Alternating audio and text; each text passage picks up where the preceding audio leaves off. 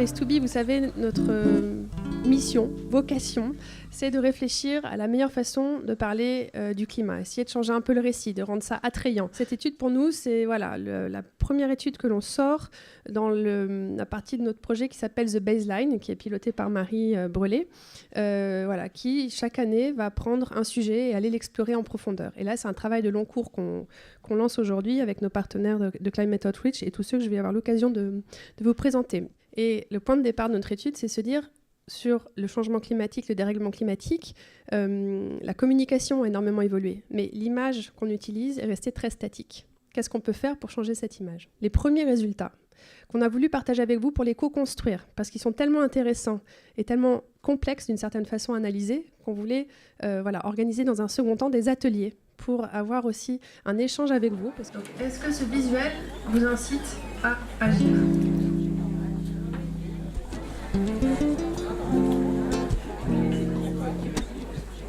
C'est une étude qui finalement prend ses sources, en fait, un peu comme l'ensemble du projet Place to Be pendant la COP21. Et pendant ces 2 semaines d'événements, on avait notamment fait intervenir les chercheurs britanniques du laboratoire de recherche anglo-saxon qui s'appelle Climate Outreach. On a fait le pari de monter ce laboratoire d'idées, ce centre de ressources qui s'appelle The Baseline. Et l'idée, c'est de pouvoir se questionner sur la façon dont aujourd'hui on peut aider les communicants à mieux discourir sur les enjeux liés au changement climatique. My name is Adam Corner and I'm the research director at Climate Outreach. We carried out our own research in 3 different countries, in the UK, in Germany and in the US. We surveyed over 1,000 people in each of those countries. And we carried out discussion groups in the UK and in Germany. So we show people a wide range of different images. Some were of causes of climate change, some were of climate impacts, some were of climate solutions, and we asked people a range of different questions. We produced 7 core principles for more effective visual climate change communication, which are the centre of the climate visuals approach.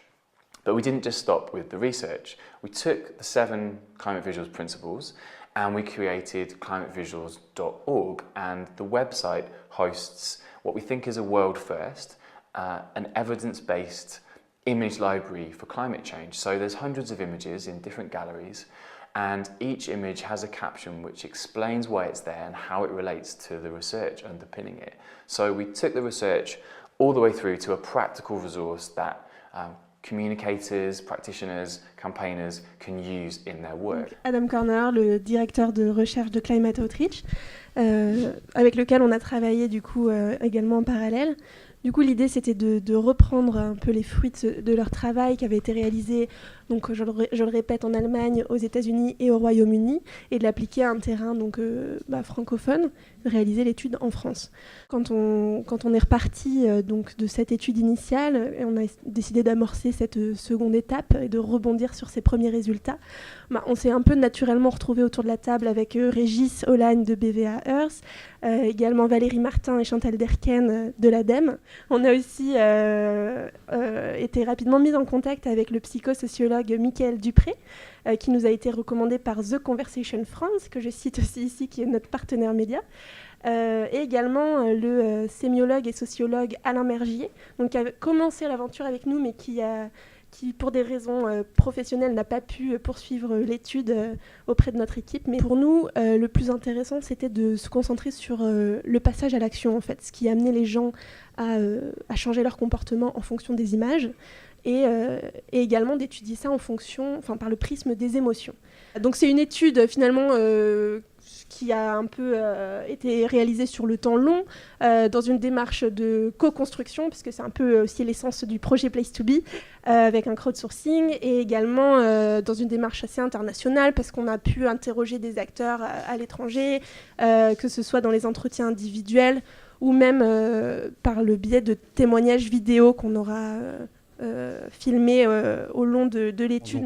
C'était une enquête qu'on a réalisée en ligne, ce qui est assez logique par rapport finalement à l'enjeu de la présentation des différents visuels. On a réalisé 1500 enquêtes auprès d'un échantillon représentatif des Français de plus de 18 ans, Donc on interrogeait les gens sur la thématique qui les intéressait en priorité entre énergie, mobilité et consommation.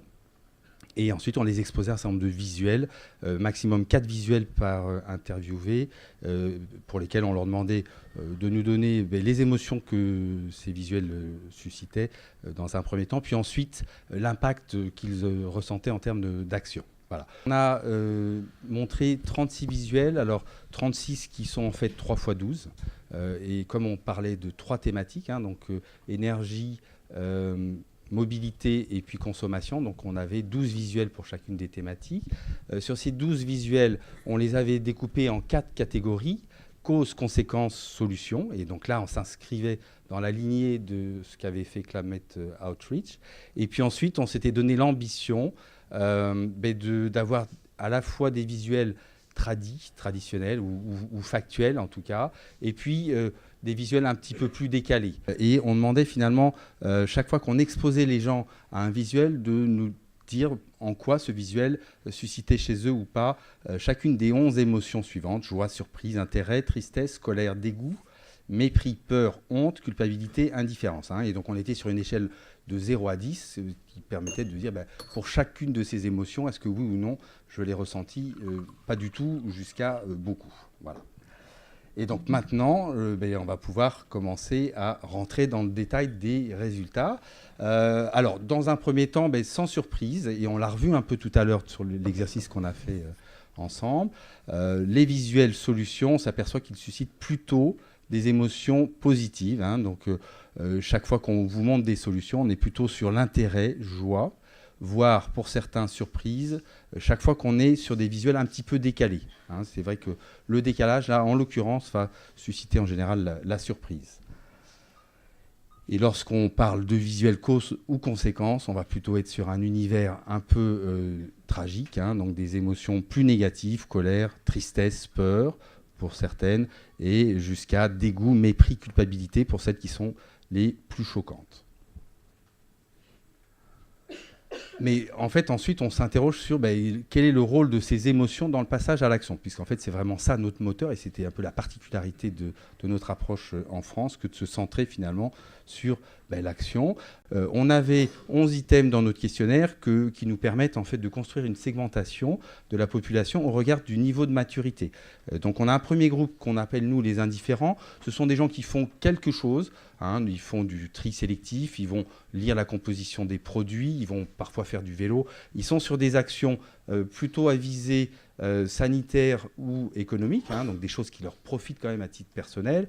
Ils le font pas forcément systématiquement et ils sont 22%. On va trouver plutôt des jeunes urbains locataires de catégories socio-professionnelles plutôt inférieures. On a un grand groupe de consommateurs. Là, on est sur 43%. On est un peu plus en milieu rural. On est sur AGSP intermédiaire. Là, eux, ce qui va les différencier du premier groupe, c'est le fait qu'ils font plus d'actions. Et ils font des actions un peu plus structurées et ils les font un peu plus systématiquement. Et c'est vrai que le niveau d'engagement il se traduit par le fait de faire de plus en plus et de faire de plus en plus dans différents sujets. Et puis enfin, on a ce troisième groupe qu'on qualifie, nous, d'ambassadeurs. Ce groupe, il a la particularité de faire, mais il a aussi l'ambition d'entraîner les gens derrière soi. Donc il y a une part de prosélytisme, il y a une part finalement de prescription. Et donc là, ils sont 35%. On est sur des gens plutôt en milieu rural, d'âge un peu plus avancé, comme s'il fallait prendre le temps finalement de la maturité. Et ils sont plutôt propriétaires de maisons et de catégories socio-professionnelles supérieures. Voilà. Donc c'est vrai que ces éléments-là, ils sont pour nous très structurants parce qu'on va voir que globalement, selon qu'on est dans chacun de ces groupes, on ne réagit pas du point de vue des émotions de la même manière. Et donc globalement, les indifférents, ce qui va les caractériser, c'est le fait que pour l'action, c'est plutôt des éléments un peu positifs qui vont driver les choix, c'est-à-dire l'intérêt, la joie, la surprise. Et puis ensuite, on va avoir une série d'émotions un peu plus négatives qui vont être prises en compte. Lorsqu'on est sur les consommateurs, on s'aperçoit que l'intérêt il est beaucoup moins fort, mais on va voir monter un peu plus fort le poids de la colère, du dégoût et de l'indifférence. Et enfin, lorsqu'on bascule sur les ambassadeurs, là, c'était pour nous une surprise finalement, c'est surtout les émotions négatives qui vont l'emporter et qui vont faire que les gens se mettent en mouvement. La colère, la peur, la tristesse, mais aussi le mépris, le dégoût, la culpabilité, et vraiment des émotions finalement très négatives. Un des autres enseignements pour nous qui a été très important dans l'étude, c'est de comprendre aussi finalement qu'est-ce qui fait la force de l'incitation à agir. Et c'est vrai que les résultats de l'étude nous montrent que cette incitation, elle est d'autant plus forte que l'émotion est riche et diversifiée. Alors, on les interrogeait en termes d'incitation avec 3 niveaux. On leur demandait, est-ce que les images vous incitent à vous informer ? Est-ce qu'elles vous incitent à agir concrètement ? Est-ce qu'elle vous incite à convaincre les autres ? Ce qui est intéressant, c'est de voir que ce qui incite à s'informer, c'est des visuels qui suscitent la surprise, la joie et l'intérêt. Donc des choses finalement assez positives, comme si finalement il fallait pouvoir donner envie pour pouvoir s'informer. Lorsqu'on commence à basculer sur le champ de l'action, là finalement on va venir enrichir cette palette par des éléments plus négatifs, et notamment le dégoût, la honte, la colère et la peur. Comme si finalement il fallait qu'on se mette un petit peu en danger, comme s'il fallait créer du stress pour que les gens se mettent en mouvement. Au-delà de l'intérêt, il faut créer finalement un électrochoc. Et lorsqu'on va basculer enfin sur le fait d'avoir à convaincre les autres, là on va enrichir plus fortement également et avoir des choses assez fortes sur des éléments à la fois positif pour partie, mais surtout également très négatif. Globalement, le mapping montre que clairement, il y a un lien entre cette notion d'émotion et cette notion d'incitation. Donc, quels sont finalement les enseignements qu'on va pouvoir en tirer à aujourd'hui, sur la base de ce qu'on a vu Dans un premier temps, le fait que le passage à l'action, c'est finalement un parcours progressif qui va s'appuyer sur des étapes de sensibilisation émotionnelle successives. On l'a vu, lorsqu'il s'agit d'inciter les gens à s'informer, de leur donner envie, on va avoir besoin de susciter de l'intérêt, de la joie, de la surprise, donc des choses éminemment positives. Lorsqu'on va commencer à vouloir aller un cran plus loin, il va falloir pouvoir rajouter des éléments un peu négatifs, de colère, de dégoût, de honte. Et enfin, lorsqu'on se projette dans une démarche où les gens ont envie vraiment d'un coup de pouce et d'entraîner les autres, là on va renforcer le côté négatif avec le dégoût et la culpabilité. Comment ça peut se lire du point de vue cette fois-ci des communicants ? Ça peut se lire en fonction de la cible à qui on s'adresse. C'est vrai que globalement, ce que nous montre l'étude, c'est que lorsqu'on a besoin d'élargir la base, lorsque votre ambition, c'est de dire comment embarquer des nouvelles personnes ou embarquer des gens qui aujourd'hui ne sont pas forcément convaincus, c'est en leur montrant plutôt des visuels solutions. Alors, si possible, sur des sujets où ils ont le sentiment qu'ils peuvent agir. Le fait que les gens projettent que leur action va avoir un effet important renforce la force de l'incitation. Et puis, il faudra aussi des visuels catastrophes, mais des visuels catastrophes non choquantes. Donc, il faut arriver à rester dans une frontière qui est acceptable et limiter dégoût, mépris, culpabilité pour éviter le rejet. Il faut que les gens, ça les stresse un peu, mais sans qu'il y ait de rejet au démarrage. Sinon, vous aurez du mal à les embarquer. Lorsqu'on est ensuite sur les consommateurs et lorsqu'on est au deuxième niveau du parcours d'engagement, là, on va être sur des visuels solutions et on peut aller un petit peu plus loin sur le caractère choquant des visuels. Et lorsqu'on va être cette fois-ci un cran plus loin encore dans la logique des ambassadeurs, là on va être sur des visuels solutions avec la potentialité d'aller sur des images beaucoup plus choquantes et culpabilisantes, voire un peu de dérision, un peu d'humour décalé. Et donc là, on va plutôt être sur créer un électrochoc pour qu'on se bouge. Parce que c'est vrai que les résultats tels qu'on vous les présente là, ça a donné lieu à pas mal de débats. On a eu énormément de débats.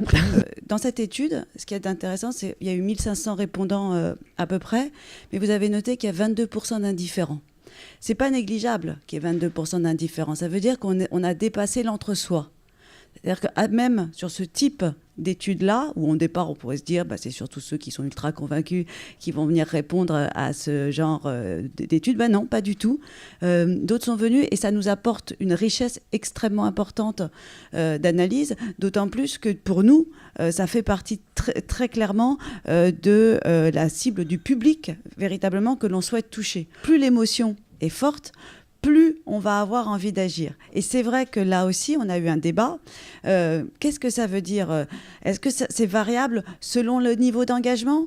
On le voit bien. Et à un moment, dans les résultats, dans l'analyse des résultats, on avait l'impression que, en gros, rien ne comptait. On pouvait faire interagir aussi bien les visuels de type solution, les visuels chocs, etc. Et puis en creusant, on a commencé à tirer un petit fil qui nous a montré que, effectivement, selon le niveau d'engagement, on n'avait pas du tout les mêmes drivers et d'incitation à l'action, et que donc les émotions là étaient extrêmement importantes. Donc vis-à-vis des personnes les plus engagées, on peut effectivement montrer des photos extrêmement chocs. Ça, c'est un point important, mais que sinon, pour les personnes qui sont des indifférents, on les appelle comme ça, entre guillemets, là-dessus, faut pas les stigmatiser.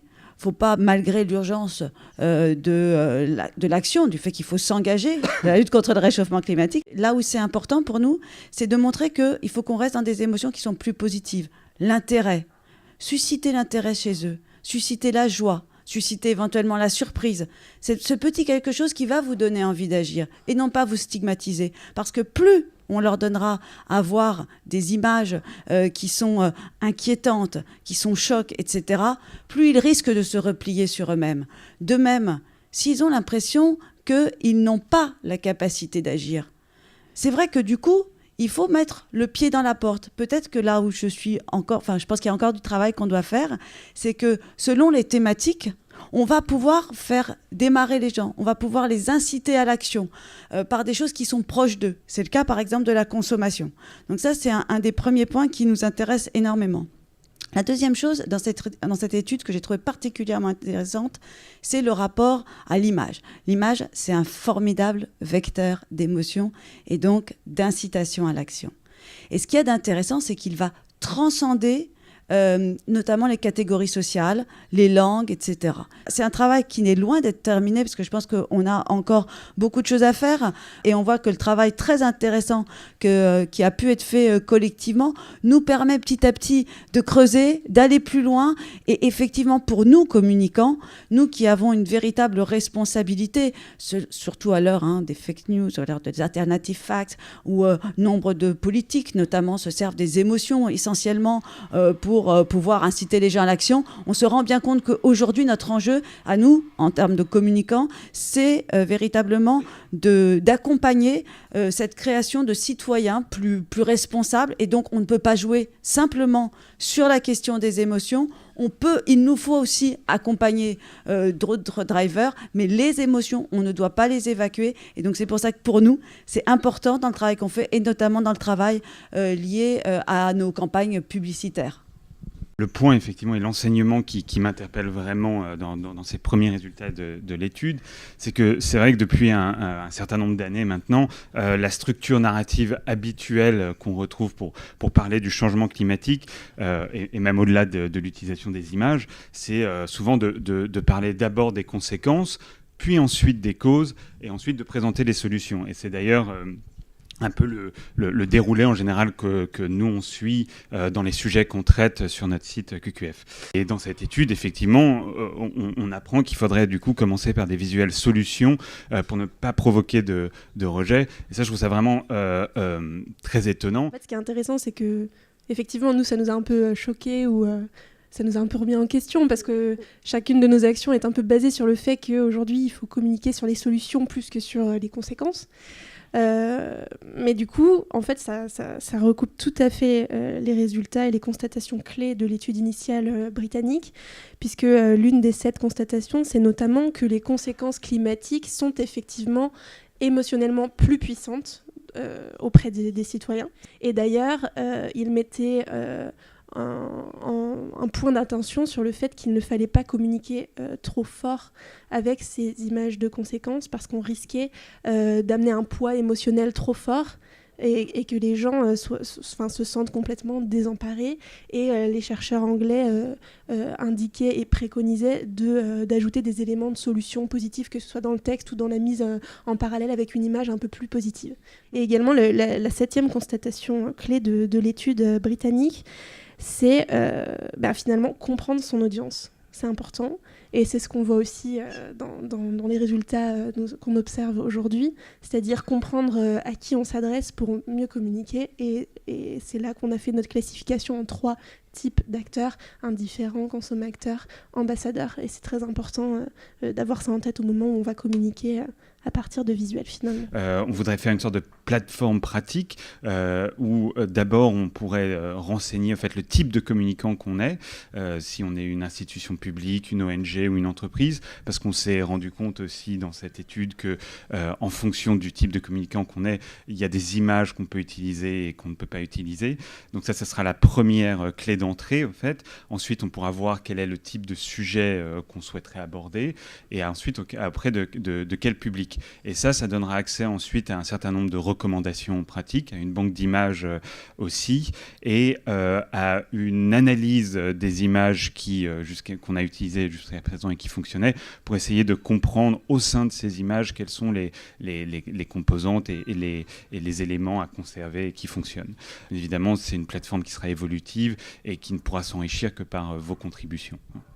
On trouvera le rapport écrit, en effet quelque chose d'assez interactif, parce que qu'est-ce qu'on fait, vous êtes assez spécialisé là-dedans, les vidéos réalisées par Marie, la banque d'images, donc ça très prochainement, et le document académique bien sûr, parce qu'on va aussi écrire un rapport qui reprendra toutes les conclusions et qui vous permettra aussi de poser des questions et d'interagir, parce que c'est pas quelque chose de figé. Et heureusement, les émotions, c'est parce qu'on est des êtres vivants. Voilà, donc on a le temps de prendre quelques questions et après on pourra passer à la partie atelier. Ça nous permettrait, en étant au courant, en essayant de cerner et de saisir vos attentes, de pouvoir élaborer la plateforme au mieux en fonction des besoins de chacun.